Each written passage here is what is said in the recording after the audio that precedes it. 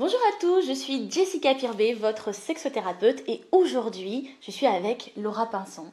Alors Laura, est-ce que tu peux te présenter pour ceux qui ne te connaissent pas? Oui, juste en quelques mots, je suis thérapeute psychocorporelle, c'est-à-dire que j'accompagne à la fois à travers l'échange verbal, mais aussi à travers le corps, le toucher et la prise de conscience et la réappropriation de son propre corps. Et j'accompagne particulièrement les femmes autour des questions d'empowerment du féminin et de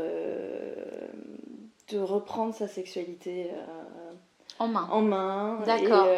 Bah oui, et c'est de important. retrouver sa puissance, son pouvoir de femme Tout et à son fait. énergie de femme, parce que le monde en a beaucoup besoin. Exactement, tout à fait. Et tu as Et beaucoup voilà. de femmes qui ne se connaissent pas déjà, qui ne connaissent pas leur corps. Pas du tout. Mais c'est juste... Alors, je peux en parler de mon propre point de vue parce que j'ai commencé... En fait, c'est de là que je suis partie, c'est de absolument pas connaître mon corps et d'être complètement coupée. Ouais. Et c'est le cas de beaucoup de temps. On est dans le mental tout le temps, Mhm. parce qu'on est dans une société qui nous demande ça, en fait, Ouais. d'être dans l'action, d'être dans la réflexion, voilà. Et effectivement, on n'habite plus cet espace qui est en fait la source à la fois de connaissances à travers l'intuition, etc., et de jouissance la plus puissante qu'on ait, qui est à disposition tout le temps. Et Exactement. juste on ne s'en sert pas, on ne Ouais. sait pas s'en servir. Exactement, non mais complètement. Et Laura, toi tu accompagnes aussi des femmes à avoir, à travailler sur leur orgasme, à pouvoir avoir un orgasme vaginal notamment. Est-ce que, comment est-ce que tu expliquerais justement que les femmes ne puissent pas avoir d'orgasme vaginal? Comment est-ce que tu le... Alors, il peut y avoir plein de raisons. La première chose à savoir, c'est que il ne s'agit quasiment jamais de causes physiologiques. C'est pas un problème parce que souvent, est-ce que je suis normale? Est-ce que... Oui, physiologiquement, 99% des femmes sont normales. Il n'y a pas de problème nerveux, ou quoi que ce soit, de récepteurs, de capteurs, tout ça. C'est des blocages psychologiques. Ouais. C'est la raison pour laquelle, du coup, c'est tellement complexe et que c'est difficile de plaquer des recettes toutes faites. Et que c'est vraiment, pour chaque femme, aller comprendre ce qui vient figer l'autorisation au plaisir. Parce qu'en fait, c'est souvent ça, le blocage. Alors, il peut y avoir quelque chose de... En fait, mettons deux niveaux. Un niveau très pragmatique, où juste la façon dont son partenaire s'y prend ne peut pas produire le résultat espéré. Il faut quand même en parler. Je veux dire, en fait, notamment sur l'orgasme vaginal, avec des va-et-vient hyper rapides de coït comme c'est généralement pratiqué, c'est très très très difficile.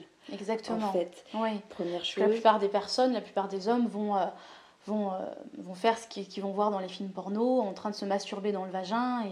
Voilà. Et donc déjà, souvent c'est trop court. Il faut savoir qu'il faut... Ça dépend de plein de facteurs, mais parfois entre 30 et 40 minutes pour que le clitoris s'engorge complètement, qu'il n'est pas du tout juste le gland auquel on associe, mais qui est un immense, magnifique organe qui du coup prend du temps à se gorger de sang et pour amener le plaisir à l'intérieur du vagin. La deuxième chose, c'est que la sensibilité à l'intérieur du vagin est moindre que celle du gland du clitoris. Complètement. Du coup, si le va-et-vient est trop rapide, etc., en fait, se passe rien. Il n'y a pas assez de sensation. Troisième facteur, c'est qu'en fait, un orgasme, notamment vaginal, ne se reçoit pas. Il ne faut pas l'attendre que de son partenaire. En fait, ça va se chercher. Exactement. Et c'est ce que je disais à ma cliente hier. Ça va se chercher au lasso, un peu. Il faut vraiment... Il faut être déjà très concentré sur ses sensations, première chose. Et c'est un problème souvent en fait chez les femmes, c'est la dissociation. C'est-à-dire qu'il y a un moment où je suis plus dans mon corps. Je pars. Je suis dans le mental. Je suis dans le mental, ou je pense à autre chose. Et ça, c'est super intéressant d'observer ces moments-là. D'accord. Et d'essayer de voir qu'est-ce qui se passe. Est-ce que tout d'un coup, en fait, je me suis... Peut-être qu'en fait, c'est juste que le rythme ne convient pas, la position ne me convient pas. Ou en fait, je suis en train de me poser des questions sur ma relation et sur est-ce que je désire vraiment pas. Enfin, ça peut être je suis pas à l'aise, ou je me sens pas en confiance. Ou je me sens pas belle. Je suis complexée. Ou en fait, parfois, ça peut être de la tristesse qui a besoin de remonter parce qu'en fait, c'est une autre chose dont on ne parle pas assez, c'est toutes les émotions qui sont remuées par un rapport sexuel. Et c'est pour ça d'ailleurs que je conseille aux femmes de commencer à s'entraîner seules. Tout à parce fait. que ça évacue déjà une bonne partie des problèmes et des blocages potentiels. Ouais. Donc déjà d'aller s'explorer elle-même face à elle-même. Et c'est déjà une relation et c'est déjà compliqué Oui. quand on est seul avec soi-même. Tout à fait. Donc si en plus on met quelqu'un Ouais. d'autre là, c'est...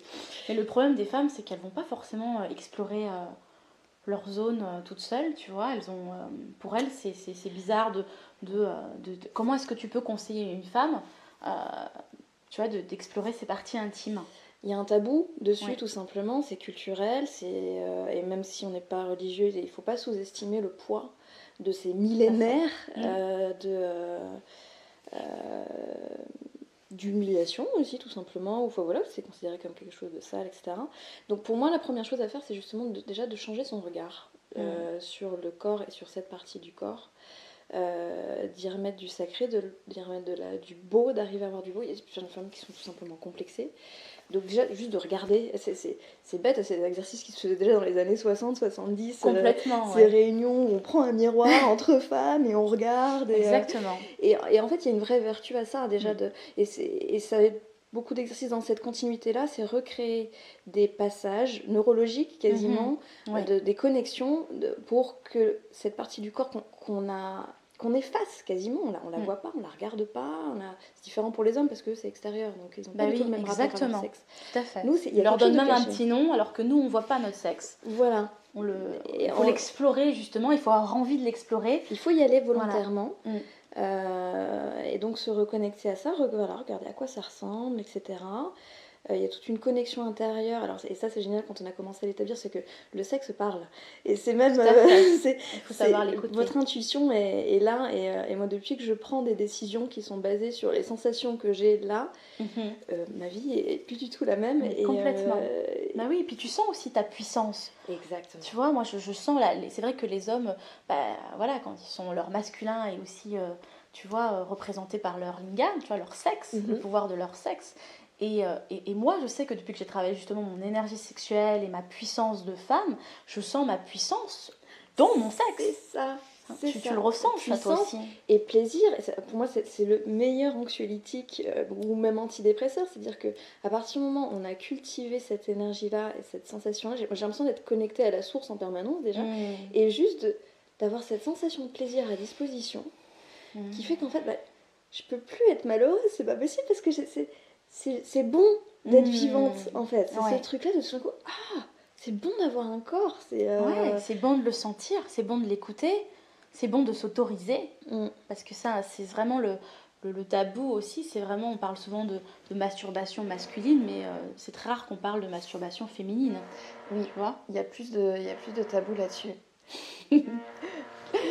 Enfin, le téléphone qui est en train de vibrer en même temps qu'on est en train de parler de masturbation. C'est juste une manifestation divine qui valide tout à fait. Donc voilà, cette idée si vous l'entendez, voilà. Là il est parti, mais c'était très rigolo. On dirait un sextoy qui est en train de vibrer pour justement vous inciter à vibrer dans votre sexe, j'ai envie de dire.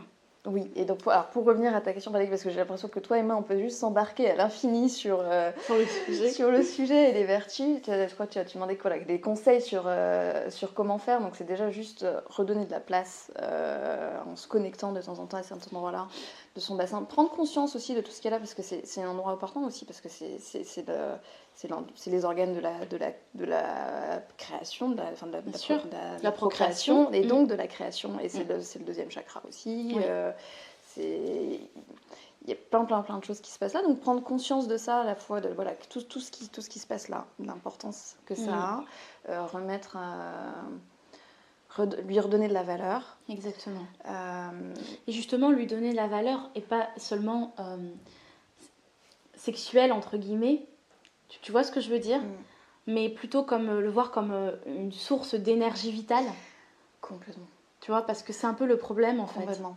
Ouais, et en fait pour moi c'est une des clés en fait pour réaborder sa sexualité, et c'est ce que je conseille aux femmes qui viennent me voir, c'est que parce que je leur dis oui, donc genre, en fait c'est ça, c'est que je peux vous conseiller plein d'exercices, et à chaque fois je me dis oui mais j'ai pas le temps, parce que prendre du temps pour soi c'est compliqué. Il y a un moment il faut arriver à se dire que c'est pas juste je prends du temps pour moi et c'est un luxe, et il y a des choses qui sont plus importantes.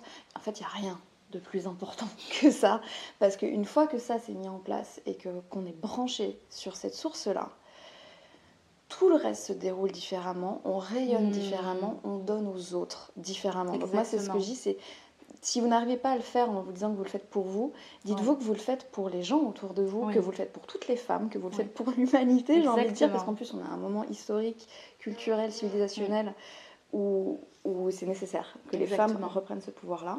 Tout à fait. Donc oui, c'est ce que tu dis, voilà, c'est pas juste une question de plaisir ou pas plaisir, c'est au-delà de ça. Parce que je pense que le tabou vient aussi de ça, c'est oulala, tu vois, on a trop lié notre sexe à la sexualité.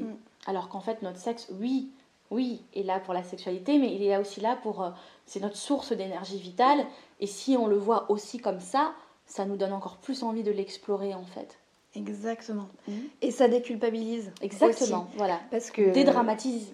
Ça dédramatise, ça déculpabilise, et pour en revenir à ce qui peut empêcher l'orgasme pour beaucoup de femmes, c'est une culpabilité face au plaisir, tout simplement, et dont on voit des exemples tous les jours au quotidien, de la façon dont on a plutôt tendance à s'auto-flageller qu'à s'accorder du plaisir. Si vous constatez ces comportements-là dans votre quotidien sur autre chose que la sexualité, c'est normal que dans la sexualité, ça soit aussi compliqué de prendre du plaisir. C'est ça, cette idée de « je prends du plaisir ». Donc il y a cette idée de prendre. D'où est-ce que je suis légitime à prendre? Est-ce que j'ai le droit? Est-ce que je m'autorise? Et du coup, voilà, c'est des choses à mettre en place non seulement dans sa sexualité, mais aussi dans le rapport de soi à soi et à la vie de façon générale. Exactement. Mais de faire ça autour de sa sexualité, ça va du coup modifier tout le rapport. Le rapport à soi et le rapport à l'autre. Sur cette belle fin. Comment est-ce qu'on peut te retrouver, Laura ? Je suis en train de travailler sur mes sites web, ça va venir, mais voilà, maintenant que tu me mets un coup de pression, ça va venir encore plus vite. Bah oui, parce qu'avec Laura, on a plein de projets pour accompagner justement les femmes dans leur sexualité. Donc restez connectés, vous pouvez cliquer sur le lien qui sera au-dessus de la vidéo ou dans la description de la vidéo pour pouvoir nous suivre. À très vite pour de prochains conseils, et n'oubliez pas de vous abonner à la chaîne YouTube pour pouvoir justement bénéficier gratuitement de tous les conseils qu'on peut vous apporter. À bientôt. Changer votre vie. Exactement. Ciao, ciao.